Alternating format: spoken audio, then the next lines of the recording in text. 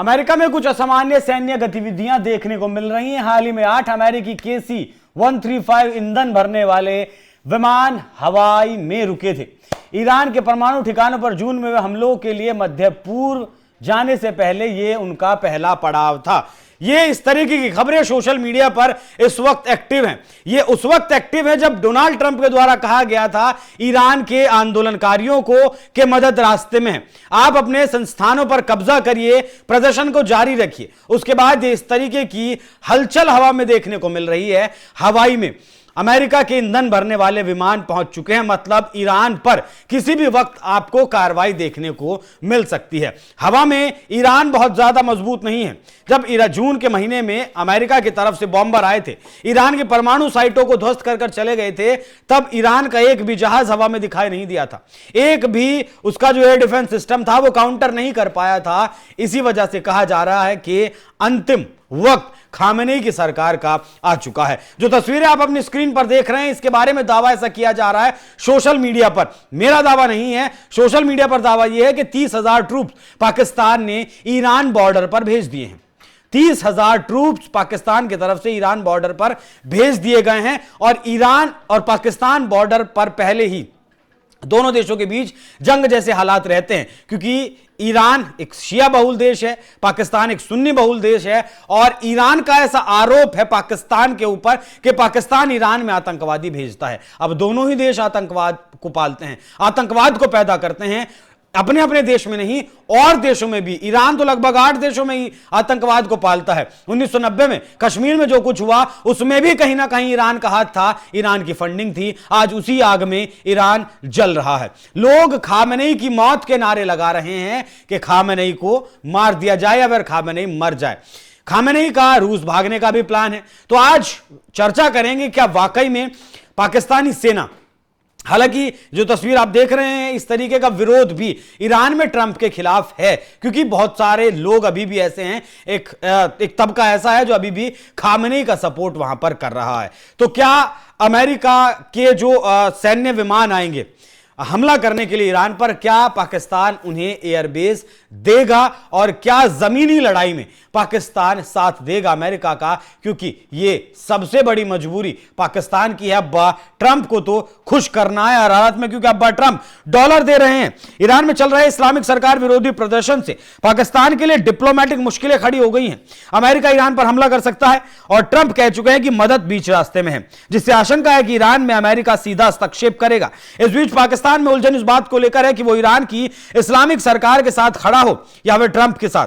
पाकिस्तान ने पिछले कुछ महीनों में ट्रंप की इतनी तेल मालिश की है कि अब वो अमेरिका की मदद करने से पीछे नहीं हट सकता। 3 बार तो मुनीर ट्रंप से मिल चुका है।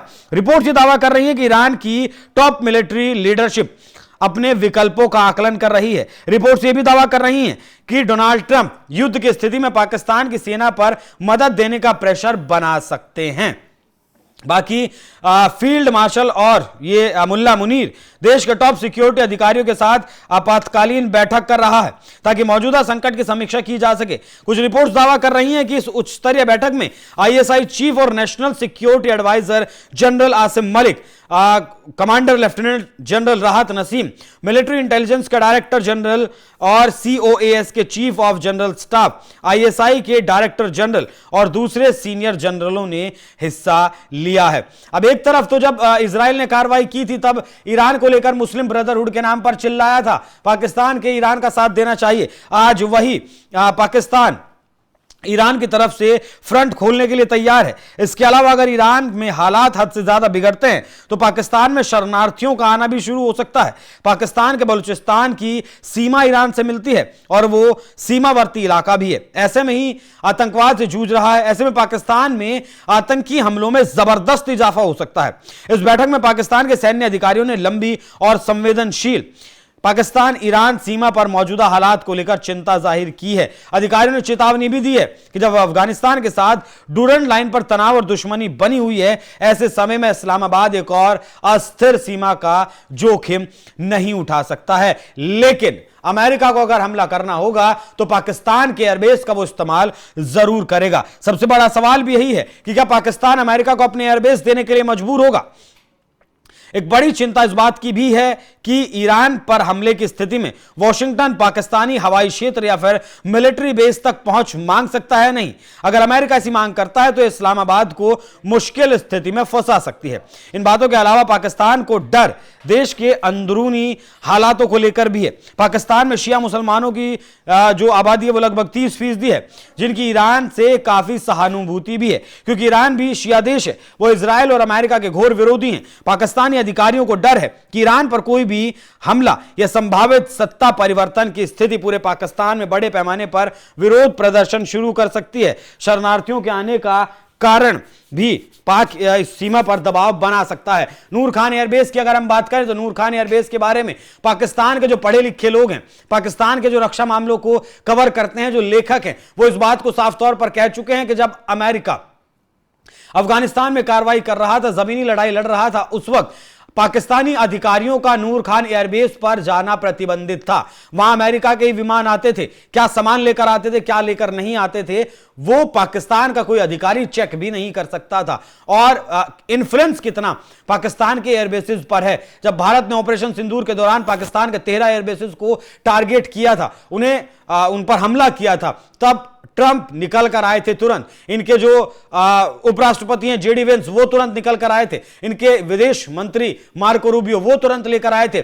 मतलब जैसे ही पाकिस्तान के एयरबेसेस को भारत ने हमला किया, वैसे पूरा अमेरिका बिलबिला उठा था, क्योंकि दावा यहां तक भी किया जाता है कि आज भी नूर खान एयरबेस पर अमेरिका के सैनिक तैनात हैं और उनमें से कोई हताहत ना हो जाए, इसलिए अमेरिका बिलबिलाता हुआ ऑपरेशन सिंदूर के बीच में आया था। हालांकि पाकिस्तान की तरफ से 60 बार फोन भी अमेरिका के अधिकारियों को किया गया था कि मालिक अब्बा बहुत मार रहे हैं, मतलब माफ कीजिएगा पिताजी बहुत मार रहे हैं और इस युद्ध को, इस लड़ाई को रुकवा दीजिए। तो ऐसे में एक बहुत बड़ा सवाल यह उठ जाता है कि अगर यह दावा सही है कि पाकिस्तान ने 30,000 सैनिक ईरान के बॉर्डर पर भेज दिए हैं, तो यह अपने आप में एक बहुत बड़ा चिंता का सबब है, क्योंकि एक तरफ तो पाकिस्तान मुस्लिम देशों को अपने परमाणु हथियारों की छतरी के नीचे लाना चाहता है, पाकिस्तान की छतरी के नीचे लाना चाहता है, और दूसरी तरफ अमेरिकी राष्ट्रपति डोनाल्ड ट्रंप पगलाए हुए हैं। पहले वेनेजुएला के राष्ट्रपति को उठाया, फिर ग्रीनलैंड पर कब्जे की बात की, उसके बाद इससे पहले